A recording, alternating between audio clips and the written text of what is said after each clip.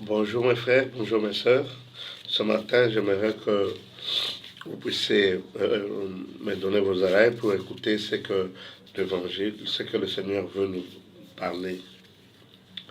Ce que le Seigneur veut que nous puissions comprendre pendant ce temps de la fin. Tout le monde, presque tout le monde, 90% des personnes dans le monde entier savent que nous sommes à la fin des temps. Rien ne peut nous empêcher de croire que nous sommes à la fin des temps. Les événements qui se sont en train de se dérouler, les événements que nous vivons et tout ce que nous lisons dans la Bible nous confirme que nous sommes à la fin du temps et que le retour de Jésus-Christ est proche. Souvent, les gens parlent de la fin des temps. Ils parlent, selon la question que les disciples avaient posée au Seigneur Jésus-Christ quand il était encore sur cette terre, qu'adviendra-t-il à la fin du temps? Les gens veulent connaître, veulent savoir ce qui va se passer à la fin du temps. Ils veulent connaître l'avenir, mais ils veulent voir les signes. Mais ce qui est important et que je veux partager avec vous, c'est que ce n'est pas seulement ce qui adviendra à la fin du temps, mais ce que nous devons faire à la fin du temps. Ou comme si nous lisons dans les Écritures, dans Matthieu chapitre 24, à partir du verset 9 jusqu'au verset 14. La Bible nous dit qu'il y aura des guerres, des bruits de guerre, des tremblements de terre, il y aura ceci, il y aura cela. Ce sont des événements. C'est-à-dire la réponse à la question des disciples, la réponse à la question que les gens se posent. Tout le monde se pose des questions dans sa vie. Qu'est-ce qu'il y aura avant que je puisse avoir ça? Qu'est-ce qu'il y aura avant pour que pendant la période où j'attendrai pour recevoir ce qu'on m'a promis? C'est-à-dire les gens veulent connaître le futur, connaître l'avenir, mais seulement connaître les signes. Mais les gens ne savent pas connaître ce qu'ils doivent faire présentement et ce qu'ils feront pendant le temps de la fin, avant que le Christ puisse revenir. Nous savons qu'un signe qui est très important, c'est celui de l'iniquité. Lorsque l'iniquité se sera accrue, la charité du plus grand nombre se refroidira. Et c'est ce que nous sommes en train d'observer partout dans le monde. La charité s'est refroidie. Auparavant, ce qui se passe pour le moment, le comportement des humains pour le moment, laisse à désirer. C'est-à-dire, les gens, les humains sont en train de s'entre-déchirer comme des fauves, comme des bêtes sauvages. Ils vivent à la sodomie. Si nous voyons l'impudicité, c'est fait partout, même dans les églises. Il y a des prophéties, des prophètes qui ont surgi. Pour le moment, passer par ici, oh, notre prophète, notre prophète. Mais ce qu'ils sont en train de faire, est-ce que c'est ce que la Bible dit qu'ils vont commencer à faire? Parce que si nous remarquons bien, dans Éphésiens chapitre 4, on nous parle de ministère. On dit qu'il y aura Dieu a établi dans l'Église. Est-ce que vous me comprenez très bien? Dieu a établi dans l'Église les pasteurs, les évangélistes, les docteurs, les prophètes, les apôtres. C'est ça. Ce sont les missions, les ministères que Dieu a mis dans l'Église. Mais il faudrait comprendre, Dieu parle de quelle Église? Parce que ce que nous croyons être Église, ce sont des communautés locales, ce sont des assemblées, comme d'autres appellent assemblées, tout ça, des rassemblements, ainsi de suite. Quand nous qui sommes enfants de Dieu, quand nous qui sommes porteurs de la parole, quand nous qui sommes remplis du Saint-Esprit, nous voulons nous exhorter, nous édifier mutuellement, nous nous réunissons ensemble. C'est pourquoi la Bible dit, là où 2 ou 3 sont assemblés à mon nom, je serai au milieu d'eux. C'est-à-dire, nous avons cela, c'est inné, c'est inhérent, c'est réunir, c'est rassembler, prier ensemble, s'exhorter mutuellement, se rappeler de la parole de Dieu, prier et intercéder. Et quand nous nous réunissons ensemble, c'est ce que la Bible dit, là où 2 ou 3 sont assemblés à mon nom. La Bible ne parle pas des multitudes, des milliers de gens. La Bible parle de 2 ou de 3 personnes. C'est-à-dire que Dieu savait, il le sait, qu'il y a des endroits où il y aura seulement 2 personnes. Et aussi, il y a un danger quand les gens se rassemblent à des milliers de gens, 10 000 personnes, forment une association, une église. Alors là, et puis il y a seulement un seul pasteur. Ça devient difficile. Comment est-ce que... Parce que la Bible dit que je connais mes brebis et les brebis me connaissent. Je connais mes brebis. Comment est-ce que tu vas connaître tes brebis s'ils sont nombreux et que tu n'as même pas le temps de les visiter, tu ne connais même pas leur nom, tu ne connais pas leurs problèmes. Parce qu'un berger, il prend soin de ses brebis. Quand une seule brebis s'égare, il va les chercher. Vous voyez un peu ça? Mais quand il y a une multitude de gens, ça devient catastrophique. Et d'ailleurs, c'est ça la différence qui est entre ce que nous appelons Église et ce que Dieu appelle Église. Les assemblées locales, quand nous réunissons, nous faisons ce qu'on appelle une association comme une ONG. Dieu n'est pas là-dedans. C'est-à-dire, il n'y a que nous et ce que nous faisons.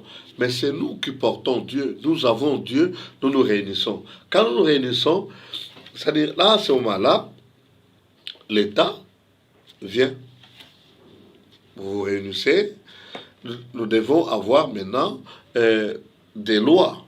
Parce que l'État qui est garant de la sécurité nationale doit savoir ce que nous faisons, parce qu'il y aura des groupes de rebelles, des groupes de bandits, des groupes de malfaiteurs qui se réunissent aussi, ils disent que ça, ceci et cela. Alors là, nous devons, quand les gens se réunissent comme ça, ils forment une association, c'est pas une église, ils forment une association.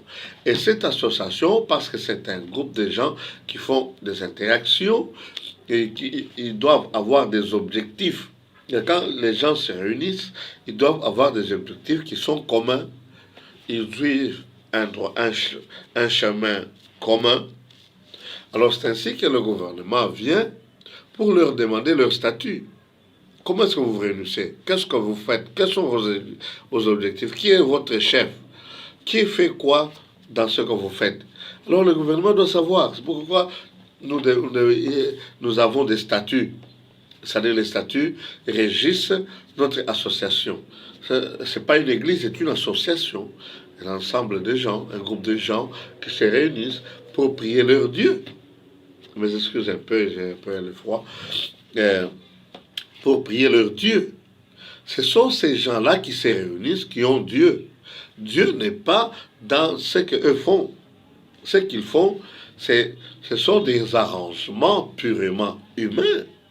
C'est pourquoi souvent, vous voyez que c'est en ce qu'on appelle l'Église, il y a un seul qui est pasteur, les autres sont des anciens, on ne voit plus des apôtres, on ne voit plus de prophètes. Dans d'autres églises, dans d'autres associations, on voit seulement les prophètes, on ne voit plus de pasteurs, bon, ainsi de suite. C'est ce que moi j'appelle la copie fidèle de l'organisation de l'État, la politique humaine. C'est-à-dire, il y a le président, ses ministres, il y a un premier ministre avec ses ministres, ainsi de suite. Maintenant, à l'opposé, il y a ce qu'on dit dans l'Éphésiens. Dans l'Éphésiens, Dieu a établi dans son Église.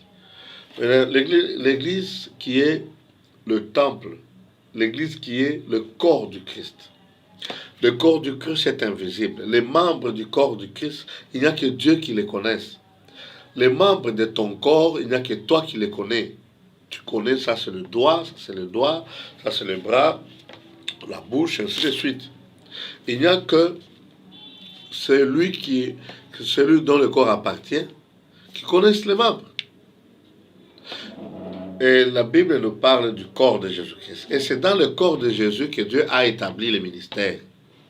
C'est-à-dire quand quelqu'un est pasteur, il n'est pas un pasteur dans une association limitée. C'est-à-dire il est dans l'église de Dieu.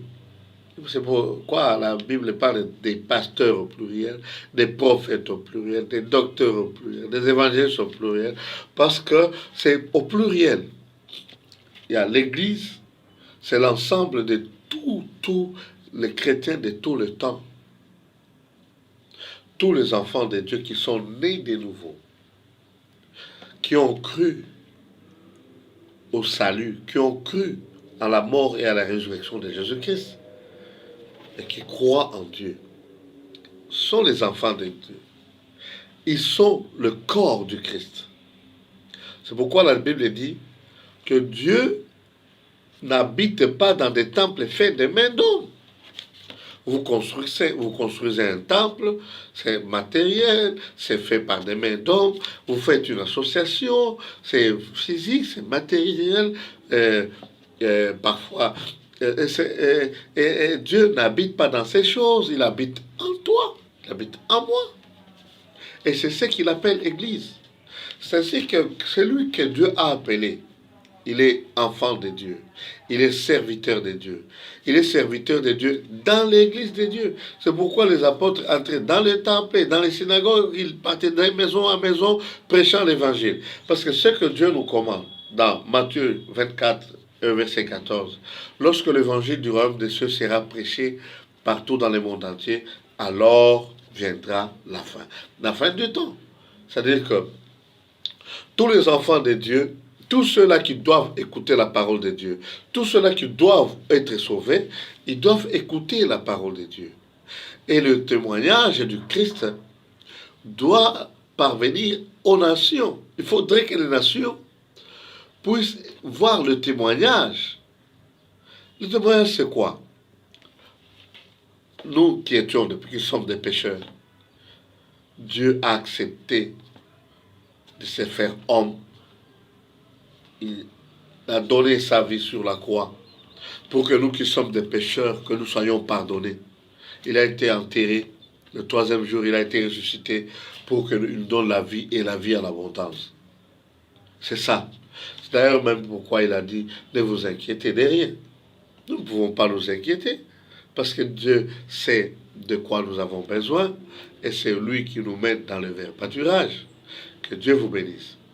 Je demande à toi, mon frère, à toi, ma soeur, de te mettre debout et de comprendre que les dénominations, ce sont des associations des hommes, de nous qui sommes des humains, nous qui avons Dieu en nous. Mais l'Église, c'est le corps du Christ. C'est l'ensemble de tous les enfants de Dieu qui sont nés de nouveau, que Dieu a appelés et qu'il a envoyés pour qu'ils annoncent l'Évangile à tout le monde. Au nom de Jésus-Christ. Amen.